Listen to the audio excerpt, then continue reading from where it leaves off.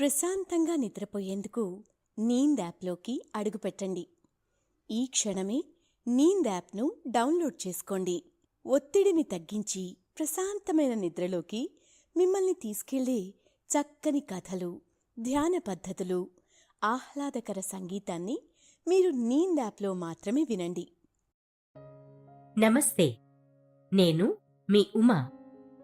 ఇప్పుడు రచయిత్రి అమృత సేకరించి పంపిన మహాభారతంలో ఓ పాత్ర అనే కథను విందాం.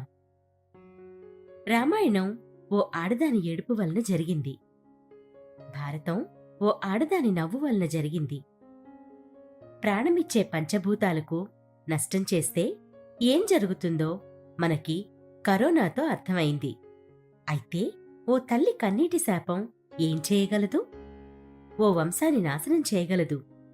దేవుడి చావును కూడా కోరుకోగలదు. నేను చెప్పిన తల్లి భారతంలో గాంధారి. నాశనమైన వంశం సాక్షాత్తు కృష్ణ పరమాత్మ పుట్టి ఉద్ధరించిన యాదవ వంశం. ఏమిటి ఈ కళ్ళు మూసుకున్న పాత్ర ప్రత్యేకత? ధర్మదేవతకి కళ్ళు లేవన్నట్లు ఈవిడకి కళ్ళు లేకపోయినా ధర్మాన్ని పాటించిందంటారా? మహాభారతంలో ఆ నీచ స్వభావాలు ఉన్న కౌరవుల తల్లి గురించి ఎందుకు చెప్పుకోవాలి? ఎందుకంటే ఆ తల్లి శాపానికి పరమాత్మే రాజీపడ్డాడు. గాంధారి శాపాన్ని స్వీకరించాడు. కాబట్టి ఈ పాత్ర ప్రత్యేకత గురించి తెలుసుకుందాం. అంతకన్నా ముందు వాతాపి జీర్ణం కథ మీరు వినే ఉంటారు. తిన్నది జీర్ణించుకొని నిద్రకి సిద్ధంగా ఉన్నారని ఆశిస్తూ సౌకర్యవంతమైన స్థితిలోకి వెళదాం. మీకు ఇష్టమైన రీతిలో పడుకొని అన్ని లైట్లను ఆఫ్ చేసి మీ కళ్ళు మూసుకోండి. నెమ్మదిగా గాలి పీలుస్తూ పూర్తిగా లోతైన శ్వాస తీసుకొని వదలండి. ఈ ప్రపంచాన్ని, ఇవాల్టి జ్ఞాపకాలను మెల్లగా పక్కకు నెట్టి నిద్రలోకి క్రమంగా జారుకొనే సమయమిది. మరోసారి నెమ్మదిగా గాలి పీలుస్తూ లోతైన శ్వాస తీసుకొని మీ శరీరంలోని ఒత్తిడిని బయటకు వదిలేయండి. ఇప్పుడు చేయాల్సిందల్లా విశ్రాంతి తీసుకోవడం, సేద తీరటం, మునుపటి స్థితికి రావటం. మీరు ఇప్పుడు మంచం మీద ఉన్నారు. రోజువారీ అలసట నుంచి మీ శరీరం విశ్రాంతి తీసుకుంటున్నట్లుగా మీకు అనిపిస్తుంది. కాళ్ల నుంచి మొదలుపెట్టి మీ అవయవాల్లోని ఒత్తిడిని ఒక్కొక్కటిగా బయటకు పంపించేయండి. మీకోసం అవన్నీ రోజంతా చాలా కష్టపడ్డాయి. కాబట్టి వాటికి విశ్రాంతి తీసుకునే అర్హత ఉంది. ముందుగా మీ పాదాల్లో మొదలైన విశ్రాంత అనుభూతి క్రమంగా మీ మోకాలి క్రింది భాగానికి చేరుతుంది.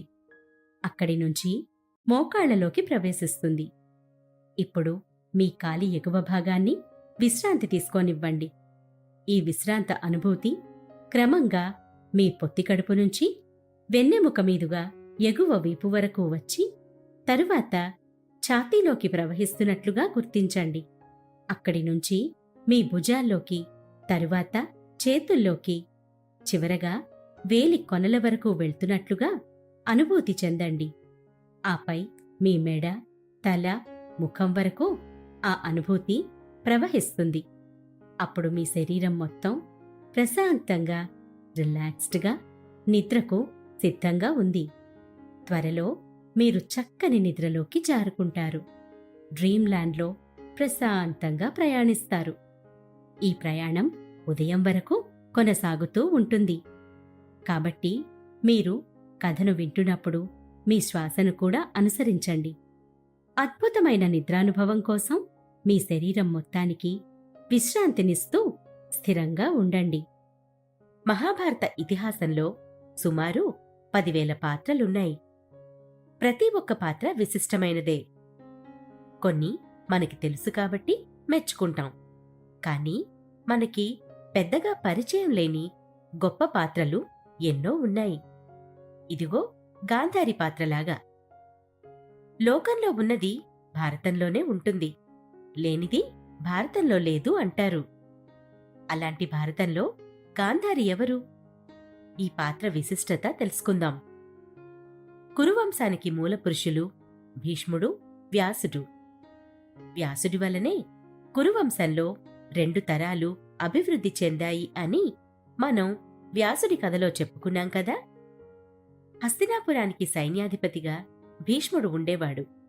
అదేనండి, రాజుని అవ్వనని తన సవతి తల్లికి మాట ఇచ్చి ఆవిడ కొడుకులని రాజులని చేసి బ్రహ్మచారిగా ఉండిపోయిన ప్రతిజ్ఞ మనకి తెలిసిందే. ఆయన సవతి తల్లికి పుట్టిన పిల్లలు రాజులయ్యాక వారికి పిల్లలు పుట్టకుండా మరణించారు. వ్యాసుడి వలన ఆ విధవరాండ్లకి ఓ దాసికి 3 పిల్లలు కలిగారు. ధృతరాష్ట్రుడు, పాండురాజు, విదురదేవుడు. పెద్దవాడు అంధుడు. చరిత్రలో ఎక్కడా ఓ గుడ్డివాడు రాజ్యాన్ని ఏలినట్టు మనం విని ఎరుగం కదా. యుగాలు మారినా, కథలు మారినా రాజకాంక్ష మాత్రం మారట్లేదు, చూశారా? హస్తినాపురానికి రాజైనవాడు పేరు ధృతరాష్ట్రుడు. అతని భార్య ఈ గాంధారి. ఈవిడ కౌరవులకు తల్లి. ఇప్పుడు ఆఫ్ఘనిస్తాన్లో ఉన్న కాందహార్ అనే నగరానికి ఇంతకు ముందు ఉన్న పేరు గాంధార. ఆ నగరానికి చెందింది కాబట్టి ఈవిడ పేరు గాంధారి అయ్యింది. గాంధార రాజు సుబలుడికి, సుధర్మకు గాంధారి జన్మించింది. మాతి అనే దేవతాంశ అవతారంగా పరిగణించబడే గాంధారి స్వతహాగా ధర్మమైన స్వభావానికి పేరొందింది. కథ మొత్తంలో ఎక్కడెక్కడ ఆవిడ ధర్మం పాటించాల్సిన సమయంలో ఎలా పాటించిందో, పాటించడం వలన ఏం పొందిందో చూద్దాం. ఈవిడ తమ్ముడు శకుని, భారతంలో అసలు విలన్. కాని గాంధారి మహాభారతంలో ఒక పరిపూర్ణ భార్యకి, పట్టుదల ఉన్న స్త్రీకి సంకేతం. అదేమిటో విచిత్రం, ఇలాంటి ధర్మం పాటించేవారికి అధర్మం పాటించేవారు కొడుకులుగా పుట్టారు. అదే ఆవిడ విధి. మహాభారతంలోని ఈ పాత్ర నుంచి మనం ఏం నేర్చుకోవచ్చో చూద్దాం. వివాహానికి పూర్వం గాంధారి తపస్సు ద్వారా శివుణ్ణి ప్రసన్నం చేసుకుని 100 మంది పిల్లలకు తల్లయ్యే వరం పొందిందని చెప్తారు. భీష్ముడు గాంధారిని కురురాజ్యానికి పెద్ద కోడలిగా చేసుకోవడానికి ప్రధాన కారణాలలో ఈ వరం కూడా ఒక కారణం. అలా అయితే కురువంశం అభివృద్ధి చెందుతుందని. కాని వారు పుట్టింది కృష్ణుడి చేతిలో మరణించడానికని ఆయనకి మాత్రం ఏం తెలుసు? భీష్ముడు సేనాధిపతిగా ఒకసారి శకుని సోదరులందర్నీ యుద్ధంలో ఓడించిన తరువాత పుట్టుకతో అంధుడైన యువరాజు ధృతరాష్ట్రుడిని వివాహం చేసుకోమని శకుని సోదరి అయిన గాంధారిని అడగగా ఆవిడ ఒక తెలివిగల స్త్రీ, విశేష తపస్విని అయుండి కూడా ఒప్పుకోవటమే కాకుండా భర్తతో సమానంగా అంధత్వాన్ని అనుభవించాలని నిర్ణయం తీసుకుంది. ఆ నిర్ణయాన్ని జీవితాంతం పాటించింది. హర్యానా ప్రాంతం ఢిల్లీలోని కురు రాజ్యానికి పెద్ద యువరాజు ధృతరాష్ట్రుడితో గాంధారి వివాహం ఏర్పాటు చేయబడింది. అందమైన, ధర్మవంతురాలైన ఇల్లాలిగా, అంకితభావంతో ఉన్న భార్యగా మహాభారతంలో ఈవిడ గురించి చెప్పుకుంటారు. ఒక అంధుడిని వివాహం చేసుకోవాలని తెలుసుకున్నప్పుడు గాంధారి మనసులో ఏముంది అనేది ఏ ఇతిహాసంలోనూ లేదు. అంటే ఆవిడ ఇష్టపూర్వకంగా అంగీకరించి వివాహం చేసుకుంది. తనకు తాను కళ్లకు గంతలు కట్టుకోవడం ప్రేమకు, త్యాగానికి సంకేతంగా చెప్తారు. ఆవిడ ఆనందంగా తీసుకున్న నిర్ణయం తన తమ్ముడు శకునికి నచ్చలేదు. సంఘటనల పరిణామాలను ఓర్చుకోలేని శకుని చెల్లెలు భుజాలపై పడిన కష్టాలను జీర్ణించుకోలేకపోయాడు. ఆవిడకు జరిగిన అన్యాయానికి ప్రతీకారం తీర్చుకోవడానికి హస్తినాపుర రాజ్యంలో శాంతి లేకుండా చెయ్యాలని మౌన ప్రతిజ్ఞ చేసుకున్నాడు. గాంధారితో హస్తినాపురానికి వచ్చాడు. గాంధార నగరంపై హస్తినాపుర ఆక్రమణ యుద్ధంలో తన సోదరులందరూ చంపబడినందుకు భీష్ముడి మీద, కురువంశంపై కోపం పెంచుకున్న శకుని కురురాజవంశాన్ని నాశనం చేస్తానని ప్రమాణం చేసుకున్నాడు. దాయాదుల మధ్య గొడవలు, యుద్ధాలు జరగడంలో కీలక పాత్ర పోషించాడు. ఇతని గురించి, ఇతని బుద్ధి గురించి గాంధారికి తెలియదంటారా? తెలుసు. కాని పట్టుదలగల మహిళగా, నమ్మకమైన భార్యగా గాంధారి హస్తినాపురానికి వచ్చిన తర్వాత తన భర్త పట్ల గౌరవం, విధేయతతో ఉండేది. అంధుడైన భర్తతో అభద్రత సహజం. గాంధారి జీవితం అంత సులభం కాదు. పైగా సింహాసనానికి వారసుణ్ణి కనాలనే బాధ్యత ఆవిడపై పడింది. భర్తేమో తనకి పుట్టిన వారికే రాజ్యం కట్టబెట్టాలనుకునే స్వార్థపరుడు. అయినా భర్త లక్ష్యాన్ని ఆవిడ తీర్చాలనుకుంది. తన భర్త కోరినట్లు ఎప్పటికైనా సింహాసనానికి తన పిల్లలను వారసులుగా చేయటమే తన ఏకైక లక్ష్యంగా ఉండేది. ధర్మం పాటించే ఇల్లాలు భర్త ఎలాంటివాడైనా అతని లక్ష్యాన్ని తన లక్ష్యంగా చేసుకుంది. మరోవైపు ధృతరాష్ట్రుడి తమ్ముడు పాండురాజు శాపానికి గురై అడవులకు వెళ్ళిపోయినప్పుడు యువరాజుగా ఉన్న ధృతరాష్ట్రుడు ఏ అడ్డూ లేకుండా రాజయ్యాడు. ఆ సంతోషం పూర్తిగా అనుభవించేలోపే పాండురాజు భార్యలు కుంతి, మద్రి దుర్వాసముని మంత్రం ద్వారా గర్భం దాల్చారు. నిజానికి గాంధారి కూడా అప్పుడే గర్భవతయింది. కాని కుంతీదేవికి ధర్మరాజు పుట్టేశాడు. గాంధారికి గర్భం దాల్చి 2 సంవత్సరాలైనా ప్రసవం అవ్వలేదు. తనకన్నా ముందు కుంతీదేవికి పిల్లలు పుట్టడంతో తన పిల్లలకి సింహాసనం మీద అధికారం ఉందని, తన భర్త లక్ష్యం తప్పుతుందని, దానికి కారణం తానవుతుందేమోనని మదనపడిపోయింది. తన భర్త పుట్టుకకు కారణమైన వ్యాసుడిని ఆహ్వానించి సమస్యను పరిష్కరించమన్నారు. ఆయన పరిష్కారం చెప్పేలోపే తన గర్భాన్ని తానే బద్దలుగొట్టుకుంది. అలా చేసి ఉండకపోతే ఆవిడకు ఉన్న వరం వలన పాండవులని మించిన ధర్మాత్ములు పుట్టి ఉండేవారేమో. కాని విధికి విరుద్ధంగా నిర్ణయం తీసుకుంది. గాంధారి గర్భం నుండి ప్రాణంలేని మాంసపు ముద్ద బయటకు వచ్చినప్పుడు వ్యాసుడు 100 ముక్కలుగా చేసి 100 కుమారులను ఒక కుమార్తె పుట్టేలాగా ఇంకొన్ని రోజులపాటు నెయ్యి కుండలలో పొదిగించాడు. ఈ లోపల పిల్లల కోసం ఆగలేని తన భర్త ఒక దాసితో యయత్సుని కన్నాడు. అయితే అతని అదృష్టం ఏమిటంటే చివరి నిమిషంలో అయినా కృష్ణుడిని శరణాగతి వేడుకొని మహాభారతం, కురుక్షేత్ర యుద్ధంలో బ్రతికిపోయాడు. భర్త ఎలాంటి పనులు చేసినా భరించింది గాంధారి. గర్భం నుంచి బిడ్డ రాలేదని సహనం కోల్పోయిన ఇల్లాలు తన భర్త విషయంలో ఎంతో ఓర్పు ప్రదర్శించింది. నెయ్యి కుండలలో నుంచి 100 మంది కౌరవులు దుశ్శల అనే ఆడపిల్ల జన్మించారు. మొదటి కుమారుడు దుర్యోధనుడు పుట్టినప్పుడు అనారోగ్య శకునాలు సంభవించటంతో చూసిన వ్యాసుడు, భీష్ముడు, విదురుడు మొదలగువారు పిల్లవాడు తమ రాజ్యానికి గొప్ప విధ్వంసం కలిగించవచ్చని ముందే తెలుసుకొని ఆ పిల్లవాణ్ణి గంగానది నీటిలోకి పడేయడమో లేదా చంపడమో చెయ్యాలని ధృతరాష్ట్ర దంపతులకు సలహా ఇచ్చారు. కాని వారు దానిని తిరస్కరించారు. గాంధారి దుర్యోధనుణ్ణి చూడడానికి ఆమె కళ్లగంతలు ఒకసారి విప్పింది. అప్పుడు ఒకే చూపులో ఆమె తన శక్తిని తన కొడుకు శరీరంలోకి పంపించింది. కాబట్టి దుర్యోధనుడికి నడుము మినహా శరీరమంతా పిడుగులా బలంగా ఉంటుంది. అయితే పెరిగే కొద్దీ ఆవిడకి పుట్టిన వాళ్లకి కూడా రాజ్యం మీద వ్యామోహం, ఈర్ష్య ఏర్పడ్డాయి. ఎందుకంటే అది వారి తండ్రికి, మేనమామకి ఉన్న సహజ లక్షణాలు. వాళ్లందరికీ పగ, ద్వేషం, ప్రతీకారం ఇలాంటి అవగుణాలు వెన్నతో పెట్టి నేర్పించి రాజ్యకాంక్ష, వ్యామోహం నూరిపోశారు.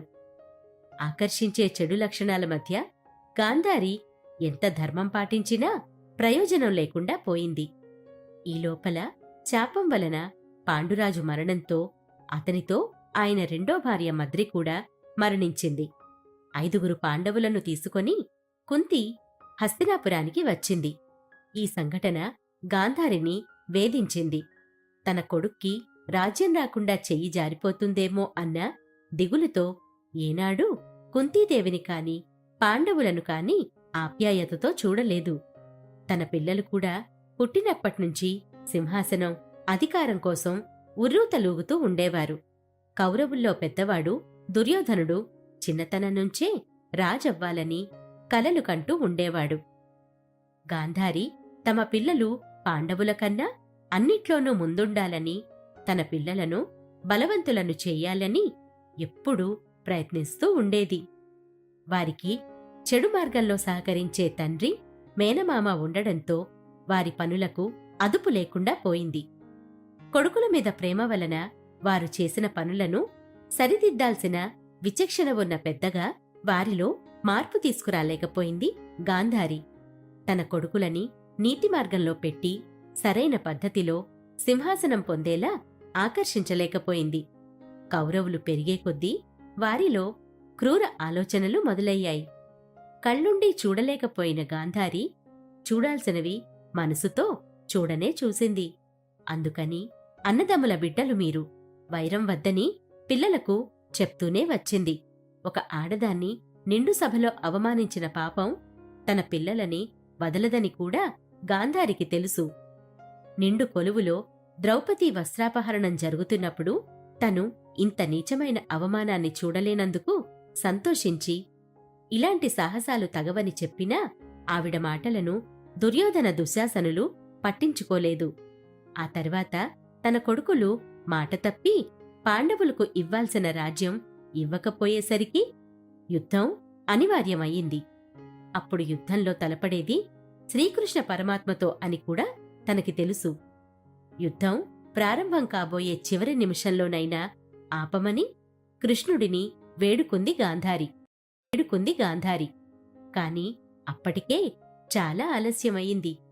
యుద్ధానికి బయల్దేరిన దుర్యోధనుడు దీవించమని అడిగితే ధర్మం బేతల ననూనమగు విద్ద మాతలకు నెట్లైన సిద్ధమగు అని పలికింది. అంటే ధర్మం ఎటు ఉంటే అటే విజయం ఉంటుంది అని చెప్పింది.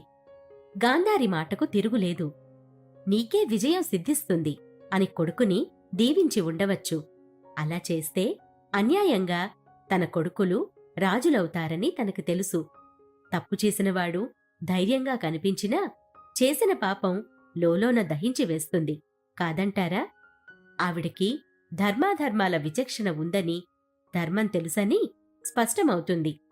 గాంధారి కొడుకుల మీద ప్రేమతో యుద్ధాన్ని ఆపడానికి పాండవులకు సగరాజ్యాన్ని ఇవ్వమని చెప్పి వాళ్లని రక్షించుకునేందుకు ప్రయత్నించింది.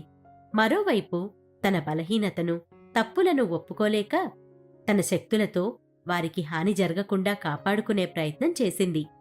ఇంకోవైపు ధర్మం గెలవాలని కోరుకున్నా ఏం ఫలితం ఉంటుంది చెప్పండి? ధర్మాన్ని నమ్మాలి, అనుసరించాలి, పాటించాలి. దానితో పాటు తల్లిగా నేర్పించగలగాలి. కళ్ళు ఉండి కూడా అంధురాలైనట్లే ధర్మ మార్గం తెలిసి కూడా అధర్మాన్ననుసరించే కొడుకులని ధర్మం మార్గంలో నడిపించలేకపోయిన అంధురాలైపోయింది. జరగబోయే అనర్థాన్ని ఆలస్యంగా గ్రహించి గాంధారి పరోక్ష నరకం అనుభవించింది. కురుక్షేత్ర యుద్ధం 18వ రోజున జరిగిన పోరులో భీముడు దుర్యోధనుడి తొడలను చీల్చాడు. జనప్రాచుర్యంలో ఉన్నప్పటికీ వేదవ్యాసుడు రాసిన మహాభారతం మూలంలో ఈ కథ ప్రస్తావన లేదు. వ్యాసమహాభారతం ప్రకారం దుర్యోధనుడు భీముడితో పోరాడుతున్నప్పుడు అతనికున్న శక్తి కారణంగా భీముడు దుర్యోధనుడిని ఓడించలేకపోయాడు. దాంతో అతనిని చంపడానికి నియమాలను ఉల్లంఘించాల్సి వచ్చింది అంటారు. ఏదైతేనేమి గాంధారికి పుట్టిన కౌరవులందరూ యుద్ధభూమిలో మరణించారు. కొడుకులు శవాలుగా పడిన వేళ వారి మధ్య నడుస్తూ చనిపోయిన తన కొడుకులను దౌర్భాగ్యమైన శరీరావస్థలో ఉన్నారని గ్రహించింది, కృంగిపోయింది. వారి రక్తపు మడుగులో అడుగులు వేస్తూ నడవాల్సి వచ్చినప్పుడు ప్రత్యక్ష నరకం అనుభవించింది. గాంధారి కుమారులందరూ పాండవులతో కురుక్షేత్రంలో, ముఖ్యంగా భీముడి చేతిలో చనిపోయారు. ఈ వార్త విన్న తరువాత కళ్లకు కట్టిన గంతలకు ఉన్న చిన్న రంధ్రం ద్వారా ఆమె చూపు ధర్మరాజు బొటనవేలు మీద పడిందని, ఆమె కోపం, శక్తి కారణంగా ఆయన బొటనవేలు నల్లగా మారిందని చెప్తారు. అయితే పాండవుల కుమారులైన ఉపపాండవులు మరణించిన వార్త విన్నప్పుడు గాంధారి పాండవులను ఓదార్చింది. నిండు సభలో తన కుమారులు పోసుకున్న ఆడదాని ఉసురుకి ఫలితం గాంధారి కూడా అనుభవించింది. అదే కడుపుకొత్త కలిగి తప్పు చేసి చావటం ఒక విధంగా ముక్తి పొందటం. కాని బ్రతికినన్నాళ్ళు జరిగిన అనర్థాన్ని సరిచేయలేకపోయానే అన్న దిగులుతో బ్రతకటం నిజమైన నరకం కాదంటారా? యుద్ధస్థలిలో ఉన్న శవాలను తడిమి తడిమి పోల్చి చేతులతో చూసి విలవిలలాడింది. యుద్ధంలో తన 100 మంది కుమారులను కోల్పోవడం వలన పుత్రశోకంతో కుమిలిపోయింది. ఏ వంశం నిలబడాలని అనుకుందో ఆ వంశంలో తనకి పుట్టినవారు ఒక్కరు కూడా మిగలలేదు. వేదన ఉన్నప్పుడు సీతమ్మే సహనం కోల్పోయి, ధైర్యం పోగొట్టుకొని, కుమిలిపోయి, కృంగిపోయి రాముడు వస్తాడా రాడా అని సందేహపడింది. ఆ విషయాలు మనం సుందరకాండలో కాకాసురుడు కథలో విన్నాం కదా. అలాగే పుత్రశోకం అనుభవించిన గాంధారికి ఆ క్షణంలో తన 100 మందిని చంపినవారు పాండవులు నేరస్తుల్లా అనిపించినా వారి వెనక ఉండి ఉపపాండవులని కూడా మిగిల్చని జగన్నాథుడు నిందితుడుగా అనిపించాడు గాంధారికి. ఎంత ఏడ్చినా శోకం తీరని స్థితిలో ఇంత జరిపినందుకు జగన్నాథుడు శ్రీకృష్ణుణ్ణి నిందించింది. పొంగిపొర్లుతున్న దుఃఖాన్ని దిగమింగుకుంటూ నాడు దుర్యోధనుడితో చెప్పిన మాటలను మర్చిపోయింది. ధర్మం గెలిచిందని గ్రహించలేకపోయింది. కొడుకులందరినీ యుద్ధంలో భీముడే చంపాడు. కాని గాంధారికి ఈ విషయంలో భీముడిపై కన్నా శ్రీకృష్ణుడిపైనే కోపం వచ్చింది. శ్రీకృష్ణుడి కారణంగానే మహాభారత యుద్ధం జరిగిందని, కురువంశంలో ప్రముఖులందరినీ కృష్ణుడు చంపాడని కోపం. మహాభారత యుద్ధం చివరి రోజున పాండవులు ఆనందించకపోగా తమ బంధువులు, సైనికుల మరణం పట్ల చింతిస్తారు. ధర్మరాజు ఈ యుద్ధం వలన ఎంతమంది ఆడవారు విధవలై ఉంటారోనని కుమిలిపోయాడు. 17 రోజుల్లో జరిగిన విధ్వంసం మొత్తం చూసిన కృష్ణుడు కూడా నిశ్చేష్టుడై ఉండిపోతాడు. ఆ సమయంలో దూరం నుంచి గట్టిగా ఏడుపులు వినిపించాయి. ఆ ఏడుపు గాంధారిది. ఆవిడ తన పెద్ద కొడుకు దుర్యోధనుడి దగ్గర కూర్చొని ఏడ్చిన పుత్రశోకం, విషాద రౌద్రగీతాలవి. ఆ సమయంలో పాండవులు, కృష్ణుడు వచ్చారని గాంధారికి చెబుతాడు సంజయుడు. ఆగ్రహంతో ఊగిపోయిన గాంధారి, ముఖ్యంగా దుశ్శాసనుడు భయంకరంగా వక్షస్థలం బద్దలై పడిపోతే ఆమె కోపం అటు తిరిగి ఇటు తిరిగి ఎవరిమీద నిలబడాలో తెలియక అంతటి గాంధారి కూడా పుత్రవ్యామోహాన్ని పొంది కృష్ణుడిని ఇలా నిందించింది. కృష్ణా, నేను నిత్యం పూజించే శ్రీ మహావిష్ణువు అయిన నువ్వు ఈ విధ్వంసాన్ని ఆపలేకపోయావా? నీ తల్లి దేవకిని అడగవయ్యా, బిడ్డలు పోయిన బాధేంటో నీకు తెలుస్తుంది. ఆమె 7 పిల్లలను పుట్టిన వెంటనే కోల్పోయింది కదా. ఆవిడది కడుపుకోత అయితే నేను నా 9 కొడుకులను యుద్ధంలో కోల్పోయినాను కదా. నా శోకాన్ని ఏమంటావు? ధృతరాష్ట్రుడు, పాండవేయులు కలహానికి కాలుదువ్వుతుంటే నువ్వు చూస్తూ ఊరుకున్నావే కాని వద్దని వారించలేకపోయావు. కురువంశ ప్రముఖుల, వృద్ధుల, ఉపపాండవుల ప్రాణాలని తీసింది నువ్వు సారథిగా వహించిన ఈ యుద్ధమే. దుర్యోధనుడిని బంధుపుత్ర మిత్రాదులతో నిశ్శేషంగా నిర్మూలించావు. అపార చతురంగ బలాలతో పాటు అనేక మంది రాజుల మృతికి కారకుడవై ఎలాగైతేనే నీ లోలోపలి దుస్సంకల్పం నెరవేర్చుకున్నావు. ఇందుకు తగ్గ ఫలితాన్ని నువ్వు అనుభవించి తీరాలి. త్వరలోనే నువ్వది అనుభవిస్తావు. నేనే గనక మహాపతివ్రతని అయివుంటే నా మాటలు వృధా కావు. నా శాపం ఫలించి తీరుతుంది.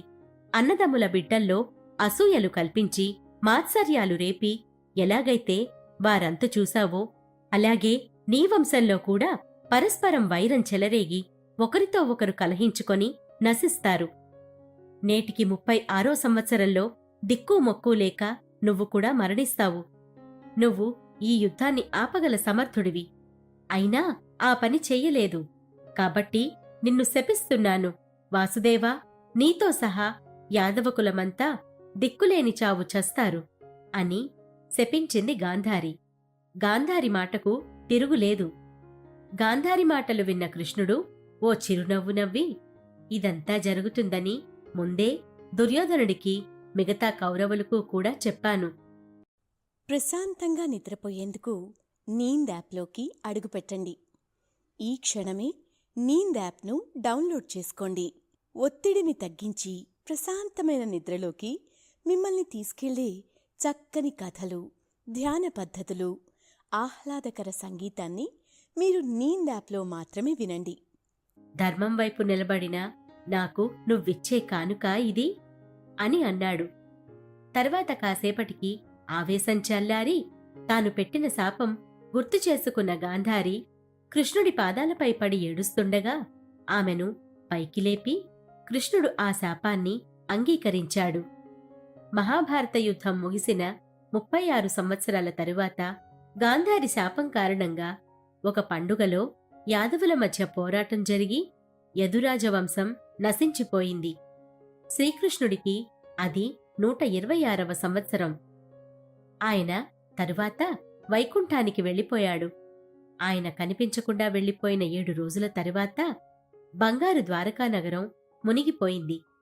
గాంధారి శాపం కారణంగా మహాభారత యుద్ధం ముగిసిన 3.5 దశాబ్దాల తరువాత కృష్ణుడు అవతారం చాలించాడని చెబుతారు. గాంధారి ధృతరాష్ట్రుల పుత్రశోకాన్ని చూసి వ్యాసుడే వచ్చి ఓదార్చాడు. మరణించిన 9 కొడుకులను చూసుకొని ఆఖరున వృద్ధాప్యంలో తల్లిదండ్రులను చూసుకోవడానికి ఒక్కడు కూడా బతకలేదు కదా, ధర్మాన్ని వదిలిపెట్టి ఇంతమంది మరణించారు అంటూ వ్యాకులత చెంది కుంతీబిడ్డల పంచన చేరి జీవితం గడుపుతూ భీముడు దెప్పిపొడిచే మాటలు వినలేక ధృతరాష్ట్రుడితో కలిసి వానప్రస్థానానికి వెళ్ళిపోయింది. యుద్ధం ముగిసిన 15 సంవత్సరాల తరువాత గాంధారి తన భర్త ధృతరాష్ట్రుడు, అతని సోదరుడు విదురుడు కుంతీలతో కలిసి హస్తినాపురం నుండి వెళ్ళిపోయారు. వారిని వ్యాసుడే ఆదరించాడు. వీరిని చూసుకోవడానికి పాండవుల తల్లి కుంతీదేవి, వ్యాసుడి శిష్యుడు సంజయుడు అంటిపెట్టుకొని ఉన్నారు. పాండవులు చూడడానికి అప్పుడప్పుడు వచ్చేవారు. కొన్నాళ్లకి అడవి తగలబడిపోతూ ఉంటే సంజయుణ్ణి పంపించి అగ్నికి ఆహుతయ్యారని గాంధారిని గురించిన కథ ఉంది. కళ్ళుండి చూపు లేకపోయినా దృష్టి ఉన్న పాత్రగా గాంధారి మహాభారతంలో నిలిచిపోయింది. విధి ఎంత విచిత్రమైందో చూడండి. ఏ తల్లిని చూసి ఈర్ష్య పెంచుకుందో అదే కుంతీదేవి సేవలు చివరి వరకు అందుకుంది గాంధారి. కుంతీదేవి కొడుకులకు అన్యాయం చేసినా ఆ తల్లి తనపై చూపించే క్షమాగుణం చూసి బ్రతికినన్నాళ్లు కుమిలిపోయింది.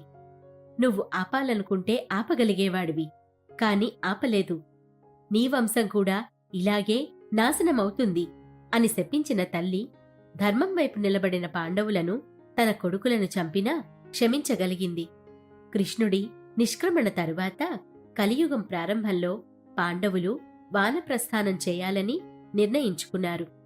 ధర్మరాజు అర్జునుడి మనవడు పరీక్షిత్ను రాజుగా ఉంచి యుద్ధంలో మిగిలిన ఏకైక కౌరవుడు యుయుత్సుడికి రాజ్యాన్ని పర్యవేక్షించే బాధ్యతను అప్పగించాడు. ఇతను ధృతరాష్ట్రుడి వలన ఓ దాసికి పుట్టినవాడు. ఇంతకీ కుంతీతో పోలిస్తే గాంధారి మంచిదా చెడ్డదా? అసలు తల్లులను పోల్చగలమా? చెడ్డ పరిస్థితులుంటాయేమో గాని చెడ్డ తల్లి ఉండదు. కుంతి మరియు గాంధారి ఇద్దరూ తమదైన రీతిలో సాత్వికమైన స్త్రీలు. సుఖాన్ని, ఆనందాన్ని వారి వారికున్న పరిస్థితుల్లో త్యాగం చేయడానికి సిద్ధపడినవారే. ఇద్దరిలోనూ లోపాలున్నాయి. ఇద్దరూ తల్లి ప్రేమను పంచగలిగారు. గాంధారి ఒక ఉత్తమ భార్యగా, భర్తే ప్రపంచంగా, పిల్లలే లోకంగా బ్రతికింది. అయితే గాంధారి పిల్లలని ధర్మమార్గంలో పెట్టడంలో విఫలమైంది. కొడుకులకు నీతివాక్యాలు చెప్పేసరికి జరగాల్సిన అనర్థం జరిగిపోయింది. తన తమ్ముడు శకుని ఎత్తులు గ్రహించలేకపోయింది. కళ్ళు ఉండి గుడ్డి అవటాన్ని ఎంచుకున్నా దూరదృష్టి లేక కీడు ఎంచలేకపోవటం తన తప్పే. అది ఆవిడ స్వయంగా చేసుకున్న అపరాధం. ఈ పాత్ర మనకు ఒక తల్లి తన పిల్లల్ని మంచి మార్గంలో పెట్టకపోతే ఎలాంటి అనర్థాలు వస్తాయో చెప్తుంది. గుడ్డిగా మనుషులను అనుసరించటం ఎంత తెలివితక్కువ పనో నేర్పుతుంది. గాంధారి అంధుడైన తన భర్త ధృతరాష్ట్రునికి చూపుని ఇవ్వటం పోయి తన కళ్లకు గంతలు కట్టుకోవడం ఎంతవరకు న్యాయం? ఇలా చేయడం ద్వారా ఆవిడ తన భర్త, పిల్లలకు మార్గనిర్దేశం చేయడంలో విఫలమైంది. తన మాటలు వాళ్లు పట్టించుకొని ఉండకపోయినా వారిని చెడిపోయేందుకు తన సోదరుడు శకునికి అవకాశమిచ్చింది.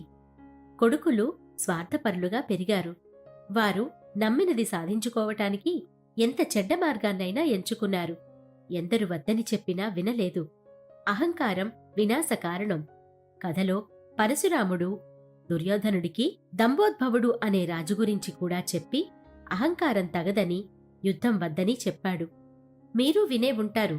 అయితే కృష్ణుడు వినయంగా గాంధారి శాపాన్ని ఎందుకు అంగీకరించాడు? ఆయన తలుచుకుని ఉంటే గాంధారి శాపాన్ని ఉపసంహరించుకునేలా చేయగలడు. కాని గాంధారి మాటలకు తిరుగు ఉండకూడదని, ఆ మాటలు నిజమవ్వాలనే ఆయన కోరుకున్నాడు. పైగా గాంధారి అన్నీ తెలిసిన జ్ఞానదేవత, మతి అంశ. గాంధారి శాపం న్యాయమైనదని కృష్ణుడు నమ్మాడు. కాలక్రమంలో జరగబోయేది ఆయనకు తెలుసు. దానికి గాంధారి శాపం అవసరం. అది ముందుగా నిర్ణయించబడిందని, రాసిపెట్టిందని, అలా పలికించింది కూడా ఆయన లీలేనని తెలియాల్సింది మనకే. ఈవిడని ఆదర్శంగా తీసుకునేనేమో ధర్మదేవత కళ్ళు మూసేశాం. కళ్లతో చూసినవి నిజాలని నమ్మకుండా, పక్షపాతం లేకుండా ఉండాలని. ఒక్కోసారి మనకి కూడా చట్టానికి కళ్ళు లేవు, కళ్ళున్నా కళ్ళు లేనిదయ్యింది ధర్మదేవత అనిపిస్తుంది. అచ్చం గాంధారిలాగే. నిజానికి కళ్ళు మూసుకోవటం నిష్పక్షపాతంగా ఉండటాన్ని సూచిస్తుంది. గాంధారి కూడా పక్షపాతం లేని మహిళే. అయినా పరిస్థితులను చూసీ చూడనట్లు ఉండి చివరిలో మాత్రం పరమాత్మనే నిందించింది. మనలో కూడా ఒక్కోసారి ఈ పాత్ర కనిపిస్తుంది. ఒక్కోసారి మనం కూడా అన్నీ తెలిసి మౌనం వహించాల్సి వస్తుంది. తప్పని తెలిసి అంగీకరించాల్సి వస్తుంది. అందుకే దేవుడి మీద భారం వేసి కాపాడతాడో శిక్షిస్తాడో ఆయనకే వదిలేయాలి. కుంతీదేవిలా ఉండాలో గాంధారిలా ఉండాలో మన చేతిలోనే ఉంది. రక్షించేవాడు, నడిపించేవాడు ఉన్నాడని నమ్మాలి. ధర్మం పట్టుకున్న వారిని ఎప్పుడూ వదిలిపెట్టడు పరమాత్మ. శుభరాత్రి.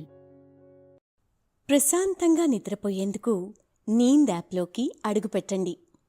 ఈ క్షణమే నీంద్ యాప్ను డౌన్లోడ్ చేసుకోండి. ఒత్తిడిని తగ్గించి ప్రశాంతమైన నిద్రలోకి మిమ్మల్ని తీసుకెళ్లే చక్కని కథలు, ధ్యాన పద్ధతులు, ఆహ్లాదకర సంగీతాన్ని మీరు నీంద్ యాప్లో మాత్రమే వినండి.